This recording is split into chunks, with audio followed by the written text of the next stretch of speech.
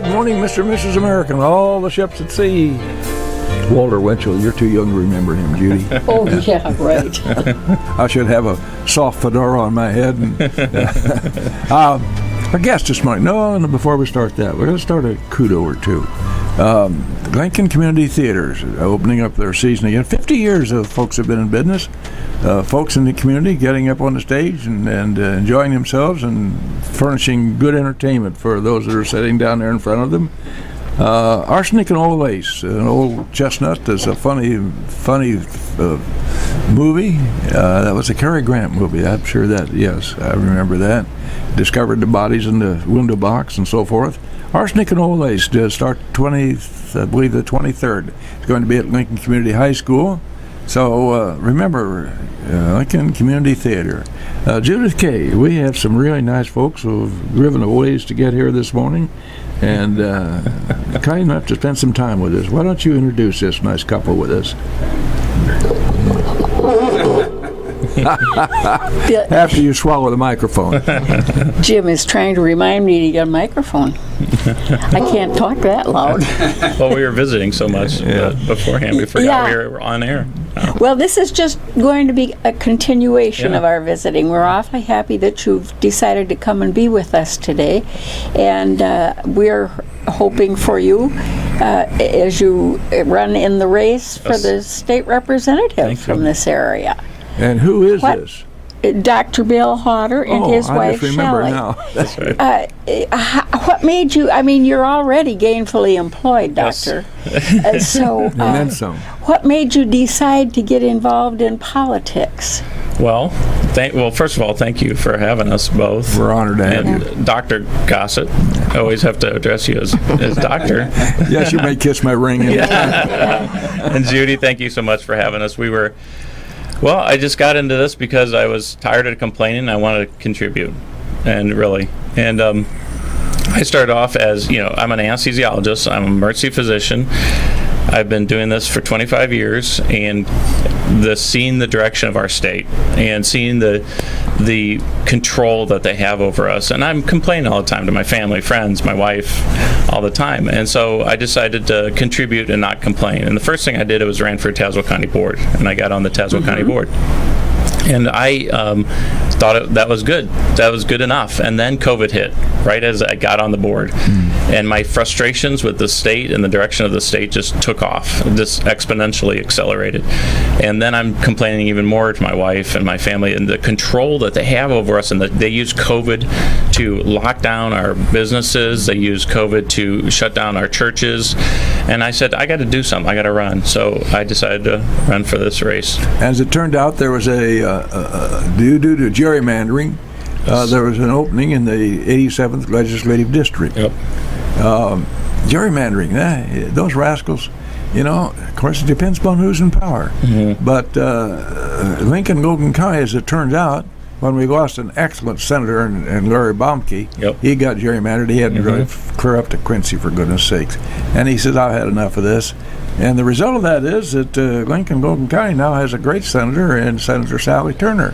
Yep. And very well. Yep. So she's been very nice. There's a case where gerrymandering enhanced our political representation in Springfield. Yep. Well, this new 87th is a lot of Tazewell. It's all of Logan. And then it's slivers of a bunch of other counties, but it's all of Logan. And I think it's a super Republican district, and they just made one of these. Like you're saying, with gerrymandering, they just made this a super Republican district, which is good. There's no Democrat opposition.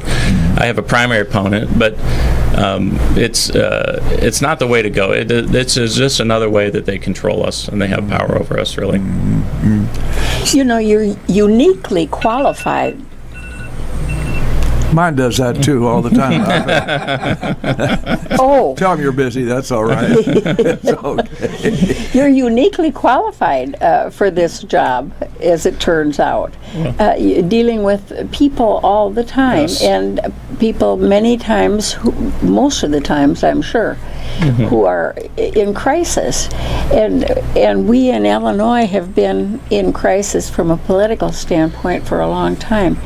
And we're kind of a laughing stock in some states as they look at us and say, well, that's not how we want to do it. Yep. So you put your money where your mouth is, didn't you? Well, I just have been so motivated by this COVID tyranny, and I see as COVID tyranny where they said this business fails, this businesses stay open. This church, can only have this many people at church, but Black Lives Matter can protest all they want to, and the control that they had over us. So I said, I'm going to do something about it, and I'm just going to serve. Are you a history buff at all? Absolutely. Do you look at other states and how they do their legislating? Yes. You won't learn a heck of a lot. It's all better than us. Well, yeah. I in my memory, I believe I'm correct. We have 4 governors that went to prison. Corruption. which is, and of course, I just finished reading the book. Well, no, some time ago now. Robert Kennedy Jr. on the real Fauci. Yeah. That I thought that was really interesting reading. Well, I never did like that guy, and I liked him a lot less after I read that book. Well, don't get me started on Fauci. Yeah. We've lost a lot in medicine when the direction we went. We lost a lot in medicine. We lost informed consent, and instead we said coerced consent. You have to get this shot, or you're going to lose your job, or you're going to not be able to go to school, or not be able to travel. And Fauci was responsible for a lot of it. So you're running to represent Logan County in the 87th Legislative District, and if you were seated in the legislature right now, Dr. Bill Hauter, is there some particular field of legislation that you would want to have authored and get entered into the state legislature? Well, the number one thing is the thing I'm talking about right now is this executive power, this emergency power that the governor, one man, it wasn't one party. We're under the rule of one party, and look what they've done to us. But now, 700 days plus of one man deciding everything for us. He emptied jails on his word, but threatened jail to people who wanted to keep their business open. One man did that, and that was using executive power. It was using, emergency powers, and other states didn't have that kind of power given to the governor.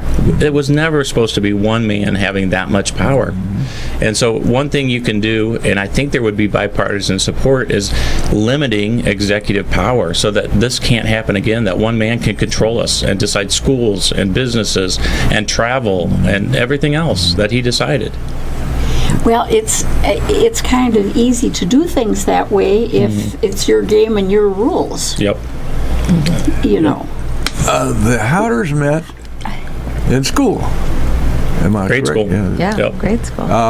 In med school, and the Hauter name has a unique medical connotation here in Logan County. Yeah. We have Drs. Drew and Marcia Hauter, and Dr. Drew's father, Dean Hauter from San Jose. Yeah. And and now Mrs. Hauter, she's an RN, and Dr. Drew Hauter's got a medical doctor son, Ben, and an RN daughter. So the word medicine runs deep into the Hauter family. It does. Mrs. Hauter is in charge of a crisis pregnancy center. Would you care to address your modus operandi there, Mrs. Hauter? Sure.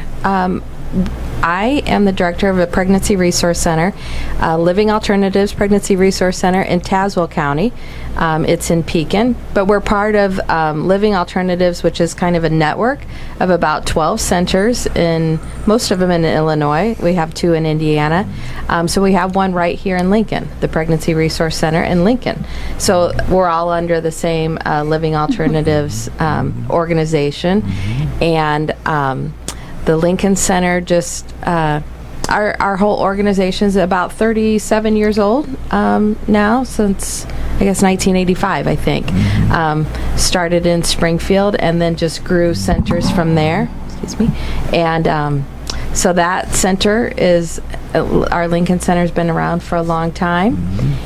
But it just went medical recently, which means that they have ultrasound, they have a nurse on staff, they can do pregnancy testing, whereas before they would have just had non-medical services, Counseling. the mentoring and the counseling and the material assistance and that kind of thing. and women could have self-tested for pregnancy tests, administer their own pregnancy test. But now they have a nurse on staff, and the ultrasound is really key. That's a medical service that a lot of women want or may need as she's facing a pregnancy decision. It would be great information for her to know what the ultrasound would show. So Certainly. yeah. Certainly. This ministry is a real passion of ours, and we're also adoptive parents, and we try to be pro-life in word and deed, and this is a passion of our lives, and this ministry is just so important for women facing really difficult pregnancy decisions, and they look for what their options are, and this gives them support, whether it be supplies or counseling or medical Well, the real care. world says some girls can turn to their parents, and in those cases, some girls turn to deaf ears, and they need some facility, such as the facilities you are in charge of, Mrs. Hauter. Right. If nothing else, they hear words of comfort and some advice that they're not going to get anywhere else. Right. As the song says, straight talk. Yeah, and then the pregnancy centers all around the nation are really bracing for this decision coming down on Roe. Yes. And so we're all in prayer, and I just ask your listeners just to lift up these pregnancy centers, because they're going to be targeted. I guarantee you they're going to be targeted with rage and hatred because of what they stand for. And so we just need to lift them up in prayer. That's a good idea and a good place to start, isn't it? Yeah. For sure. As you go about your territory, Dr. Hauter, do you get any direct questions from voters concerning their thoughts and their concerns, sir? Well, everybody's just so.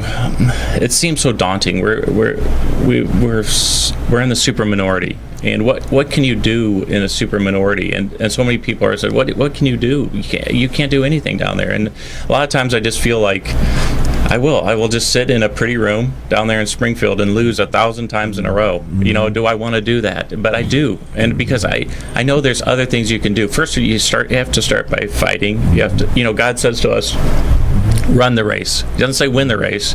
He says run the race. Yeah. He says fight the fight. He doesn't say you're going to win the fight. But we have to, all of us, conservative people, we have to keep fighting for this state. It's worth it. So I know I can give a voice, because I felt like there wasn't a voice. There wasn't a strong voice in this state, except for Darren Bailey, maybe Tom DeVore, standing up against this executive power, this control they had over us our whole lives. And then they started coercing vaccinations on people, and in the medical field I saw that as a wrong-headed decision. It's very divisive. It's a wrong way to go. You don't coerce vaccinations. And so I know I could be a voice of clarity, of conviction, of credibility, scientifically, medically, and I didn't see that. I would be the only physician in the whole Illinois legislature.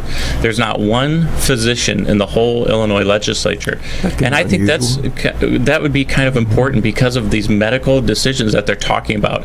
It's lawyers, it's career politicians, it's activists talking about medical issues, and they don't know. They're good people. They want to know. They want to make the right decisions, but they're not educated on all these issues.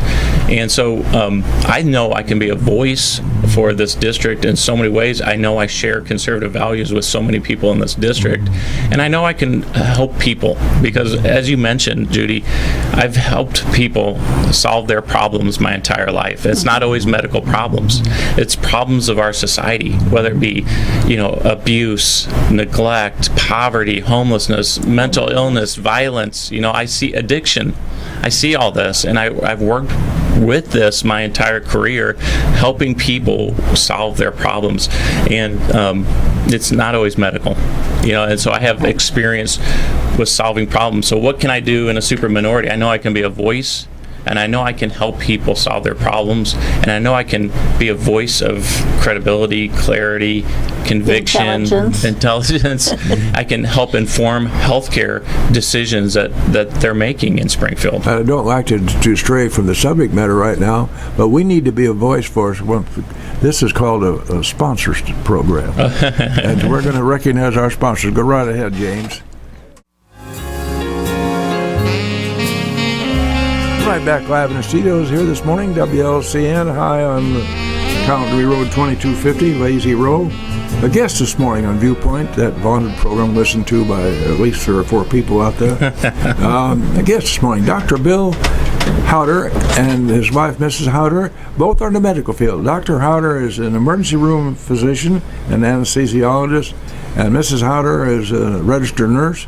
And Dr. Hauter has made himself available to bring a voice of reason down to our legislative halls down in Springfield. He's running for representative in the 87th Legislative District. We appreciate the fact that you've made yourself available. Considerable effort on your part, no little expense. And we need people like this who will represent Joe and Josephine Smith as they go down Broadway in Lincoln, Illinois. Doctor, we covered the reason that you were frustrated as a physician, as a professional man. That's right. With what was not going on, besides what was going on in the state legislative halls down there in Springfield. And so he decided there's an opening, and he decided to try to fill Tim Butler's large shoes. And that's going to be a job that we'll assign him on the 28th day of this month. We go to the polls. Less than a week. Less than a week here, but this is 22nd, isn't it? Yeah. So, Dr. Bill Hauter will be able to answer your question. 648-5510.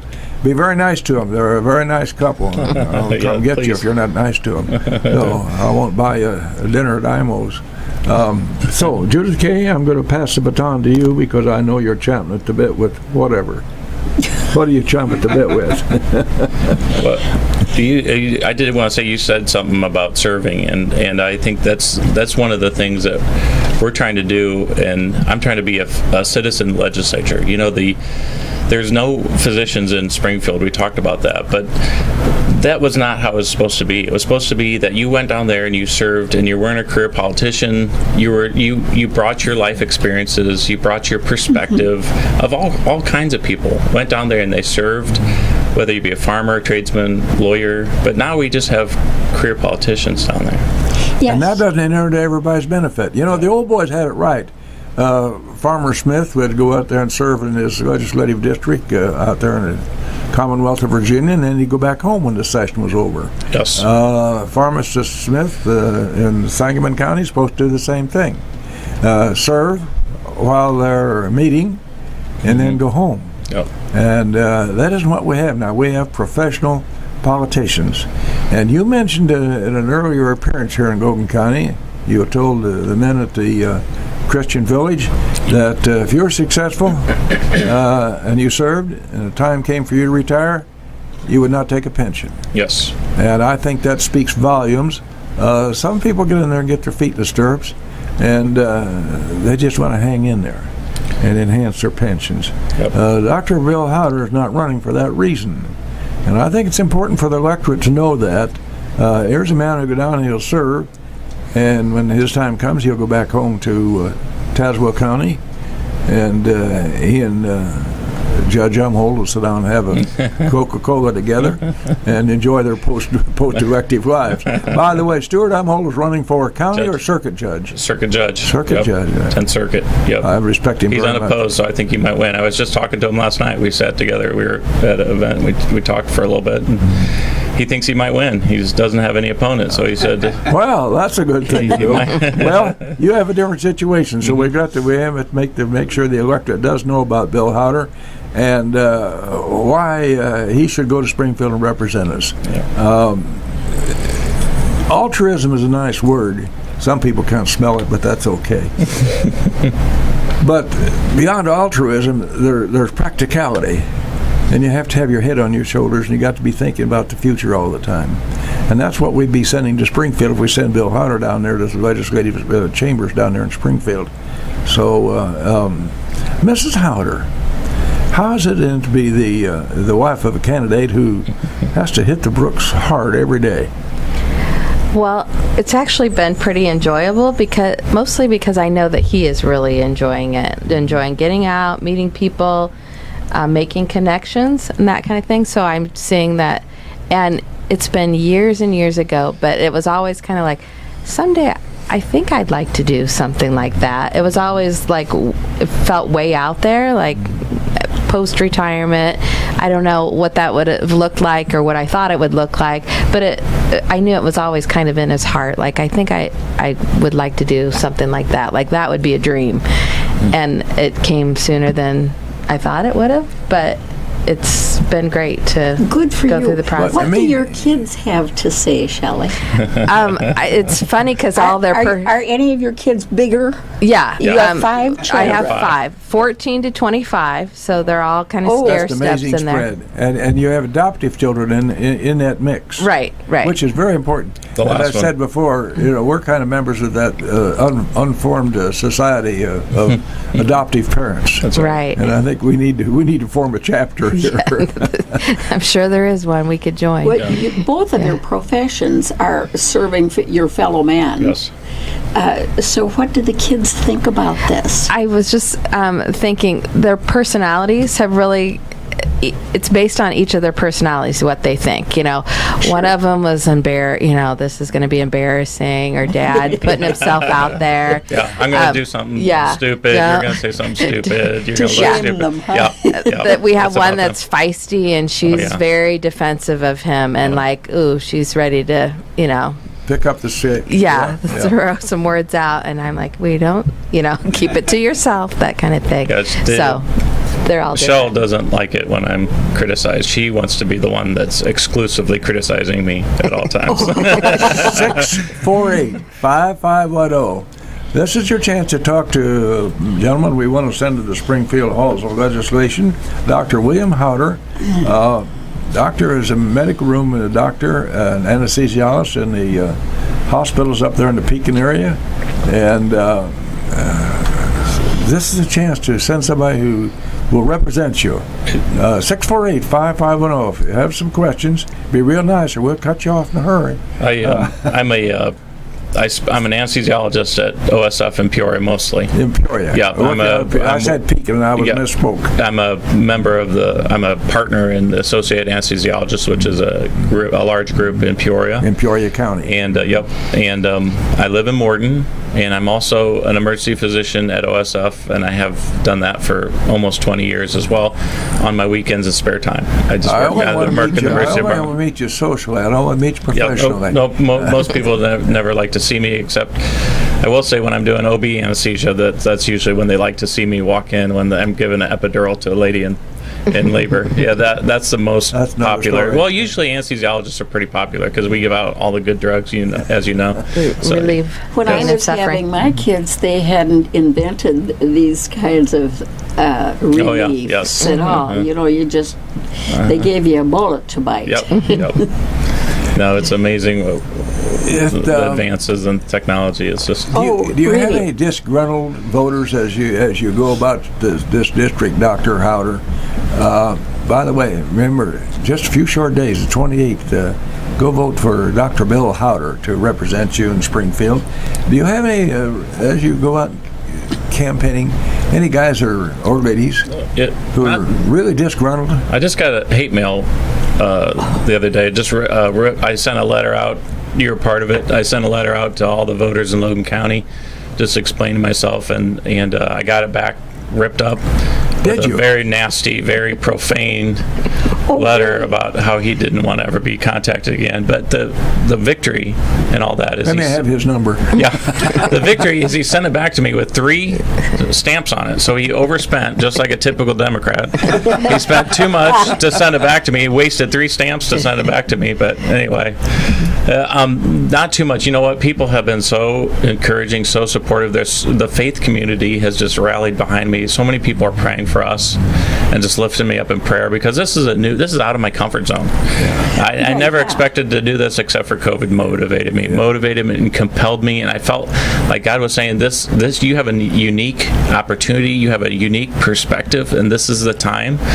And so I just have had door after door opened up, and so I just feel contentedly confident in this because I'm contented that I'm doing everything I can. I'm running the race the best I can, and I'm confident that it's in God's hands anyway, no matter what I do. So if there's negative campaigning out there, if there's negative things against me, or there's people who criticize me, I just feel like if God wants me to win, I'm going to win. If God wants, if He closes that door and say, this is not the direction, I open up every door and this is the door I'm going to close, I'm confident that it's His will, and we are. So that's something that gives you a lot of peace, as you do this. Would that all candidates could remember that same philosophy, because that's just not going to happen. I know that guy that sent you that torn up envelope, he just would watch Fox News the night before and he was all upset still. yeah. But so many people have just been praying for us and lifting us up in prayer, and so we're so encouraged by that. And I just felt like my message is positive, my motivations are clear, and I'm going to do the best I can, and I'm going to hold my head up high after this is over, that we did the best we could. So the voters know who in the heck they're sending to Springfield. If we send you to Springfield. And we don't want any of that disappointment business, because Dr. has already described his philosophy, and he'll close that door and move on to something else. But whatever door he opens with all that medical background, he ought to do just fine.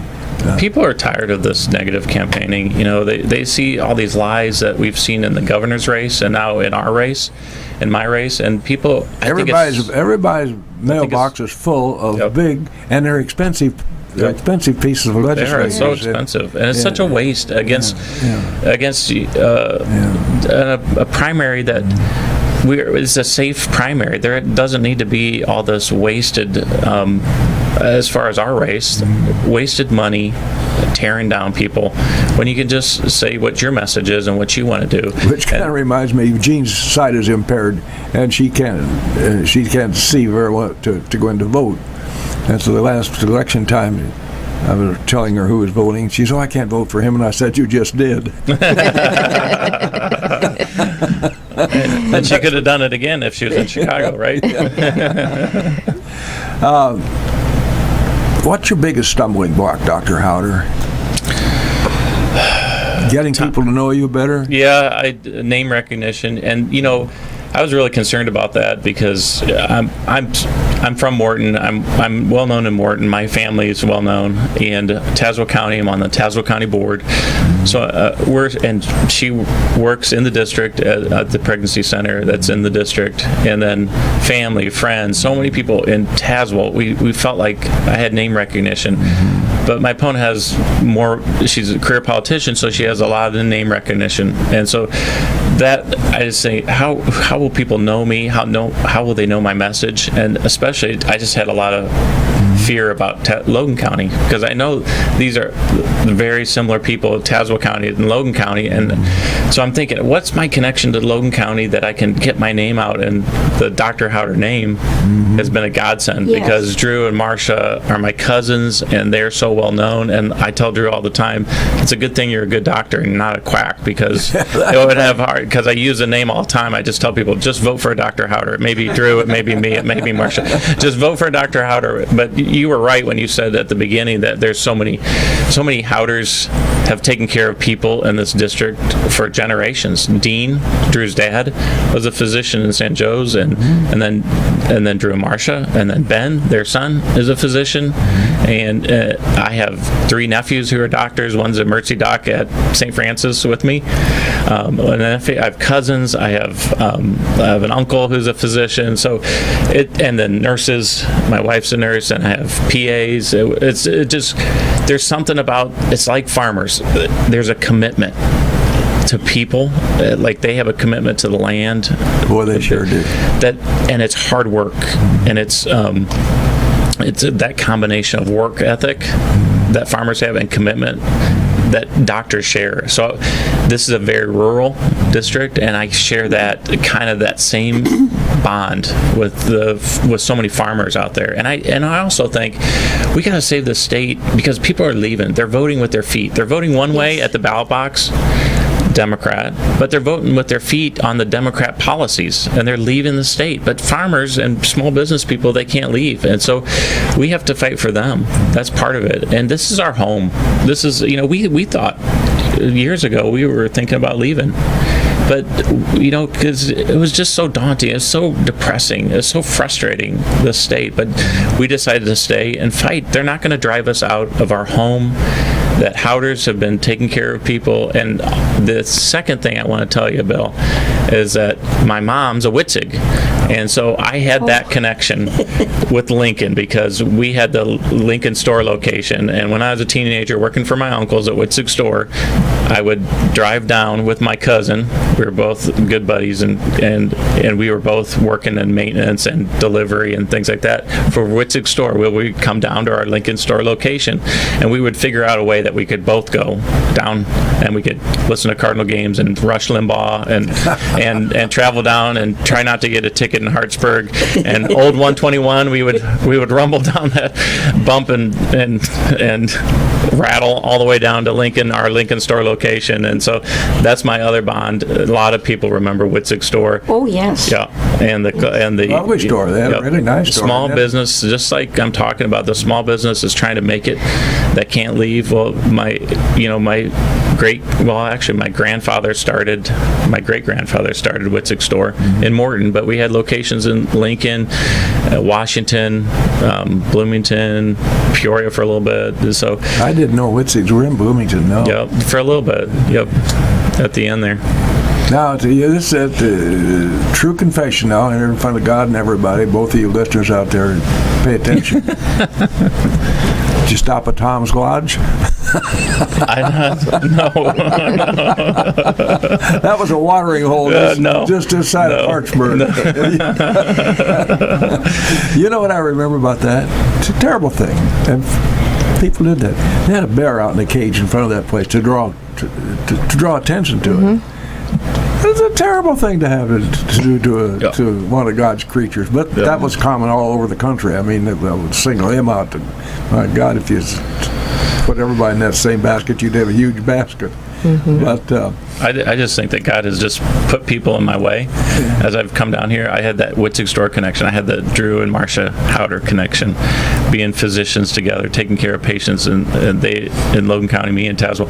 But I just walked into Abe's and met Helen Rainforth, and and now she's just a strong supporter. She's just been a godsend. God put you in my life, and I was able to campaign with you that one day and go around. Every second of it. Yeah, we did. Well, that was Drew's. I couldn't believe it. Kicked me in your direction. Yeah. I was in the same one day, and we were talking. Can't spend much time with the doctor because they're busy. Yeah. But you had two doctors on each arm. We escorted you around, and you were the most popular person everywhere we went. Well, you mentioned a bit ago about some of the things that you want to address, in that you think that Illinois is uniquely blessed with them having taken away some of our decision-making properties that we've always held dear. Let's enumerate some of those things that you think need addressed. Well, I think if you could, a linchpin to the whole thing is pension reform. There needs to be constitutional pension reform. It's the linchpin, it's the key to everything else, because the taxes and the interest payments on it, and you see what's happening in the stock market and with inflation, those pension plans are dependent on a overestimated return in value. When the stock market goes down, who makes up that difference in those pension plans? You and I. Yep. You and I do. So it's not only is it unfunded and it's corrupt, and that's why I'm not going to participate in it at all, because it's a corrupt system. It's a corrupt system from the very start. I can get into that too. it's unions electing their bosses with their dues and donating, and you see how that affects politics, and then they give the benefits and the pensions to the unions, the public sector unions, and in turn they take their dues and they reelect these people that are their bosses. So that it's a whole corrupt system. So I'm not even going to get involved in it, because when you get involved in it, it changes your thinking, right?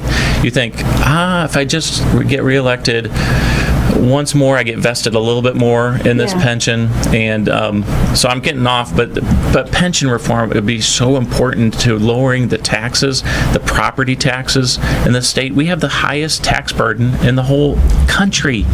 We have the highest gas taxes. We have some of the highest property taxes. We're a 4950 state in everything, and this is a great state. If you look at this state from the very beginning, when you look at it, at one time, it had a world-class city. It had Fortune 500 companies all around the Collier counties. There wasn't one in Peoria, and we just lost that one. We lost Boeing. Yeah. Why? Because of taxes and regulation, and we had an agricultural base that's second to none. We still have that, but we had population that we could be influential in Congress in so many ways because we had a good population base. But now people are leaving. People are overtaxed. People are overregulated. So you see these things, and there's an easy solution. It's conservative solutions. It's lower taxes. It's not overspending. We don't have a tax and revenue problem. We have a spending problem. Right.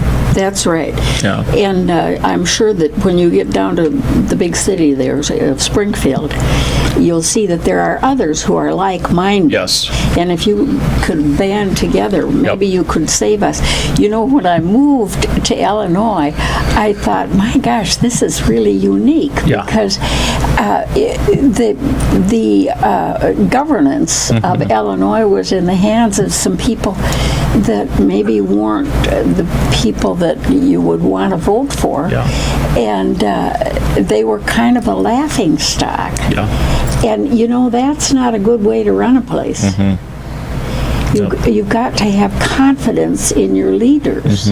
And it's hard to do when the news stories are always negative. Well, I'm sorry, hon. Were you? Well, I always say, I work in the emergency department where I work with prostitutes, addicts, and psychopaths, so I should be really good down in Springfield. I should be able to work with those people pretty well. I mean, I'm used to that. In the operating room, I work with the divas that are surgeons. I work with them. And then in my private practice, I've been a leader in my private practice. We have a large, medical group, and so I've been president of the group. I'm on the board. I've been an officer in the Illinois Society of Anesthesiologists. So I work with doctors who are, it's like herding cats to lead doctors. So I have experience in working with difficult people and also leading, people who, let's just say doctors think that every one of them thinks that they're the smartest person in the room, and so. I think that's a given. So when you're leading them, it takes some, finesse and some leadership abilities, and so. And that's a trait you'll want to be polishing when you get down to Springfield. So 648-5510. Our guest this morning, Dr. Bill Hauter, and his lovely wife, who is a registered nurse, completing the Hauter cycle and medical circles.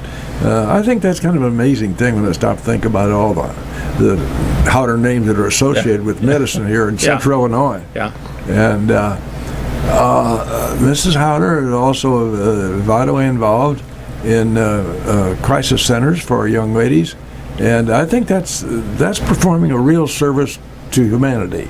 It is. It really, truly is. We're a place that offers hope. We always say here my husband's running for office, but we're non-political. We're here regardless of what the laws are. And it's going to be really interesting as this Dobbs case is decided. But we already know where Illinois stands on they intend to be the abortion oasis and drawing from states around us. So there's going to be some big decisions that our state is going to have to make on how we handle the influx of people who might be searching for abortion. It's not going to change what we do at my center or other like-minded pregnancy resource centers. We've been here. We're still going to be here. really coming alongside women as they make this decision. Without coercion, we want to give them all the information. They make the decision, but it's that, once again, it's that informed consent. You can make this decision from a place of hope and having the information, and not from a place of fear. So we just want to be able to come alongside those women who are making those decisions. But our laws are going to be interesting on how we handle this. But you know, it's so important that there is somebody there to help lift you up when you get pretty down. And that's a big job down in Springfield. There are portions of Illinois where people are in desperate straits, and somebody has to step up to the plate and unselfishly make rules and policies that will carry them forth. I plan to be a loud voice for change, and someone who is not looking to be a career politician. Right. I plan on being down there, being effective, being a representative, and working harder and representing people, but also returning to my community and still taking care of patients. Which I think is very important. You know, there's a certain connotation when you say the guy's a politician or the lady's a politician. Sometimes that has a mean meaning, and it's not, shouldn't be that way. Some people speak in a very dispirited way about Dr. So-and-so or Mr. So-and-so or Mrs. So-and-so down there in the state legislature. And it should be that way. These are folks that are representing me and thee. Yes. And both of our listeners out there. I think it's very important to remember that you will, for your comments and your promises to your constituents, when the legislative session is over, you're going to go home. Yep. And represent the folks at home. And in my case, taking care of patients. But, you know, I just think that that's part of not being a politician. God help me not to be a politician. I want to hold political office, and I want to be a servant, and I want to serve. I want to go down there and represent and return and be in my community, contributing to my community, in my case, taking care of patients. But that's how it's supposed to be. It's supposed to be that way, where you did not have your whole identity and your whole livelihood wrapped up in Springfield. There's lots of representatives down there that have a job, and if they don't, they should have another job. They should have something else in their community. But there's so many of them that don't have another job, but there's those that do, and they return to their community, they continue to work, and that's what I want to do. I want to represent full time, but return and take care of patients still. And I think that's a great way to see the problems of the community, to be taking care of people, working. And also, my whole livelihood is not built into Springfield. When your whole life and identity and livelihood is being a politician and being there in Springfield, it changes your thinking. It changes your motivation. It's like, I have to get reelected because this is all my money, all my job. It's who I am. That's not who I am. I'm a doctor in Morton, Illinois, and I take care of people in OSF. That my true identity is in Christ. And when your true identity is in Christ, it doesn't matter if you're a doctor, if you're a husband, father, none of those things define me. I define myself in Christ. And so that just makes you feel like I don't care if I get canceled, or if I get criticized, or if I don't get elected or reelected, because that's not who I am. And so I want to go down there and serve, but it's not who I am, and it's not my whole life and my whole livelihood. And that's why I don't care about the pension. I don't care about the benefits. I want to represent and return. And 2 years terms, Bill, that says temporary to me. A 2-year term says that's something that you do this for a little bit, and then somebody else does it. Somebody else goes down, and they take their perspective. The farmer, he goes down there, and you can't exclude portions of our society from going down there and serving. If added in summation for reason for vote for Dr. Bill Hauter, I don't know why I've heard one before. Mrs. Hauter and Dr. Bill Hauter, we thank very much for you spending your time with us this morning and your That's been expertise. great. We wish you well. Mrs. Busby, 30 seconds. Well, Too bad. Too late. use You them missed it. well. Thank you for Viewpoint. Thank you.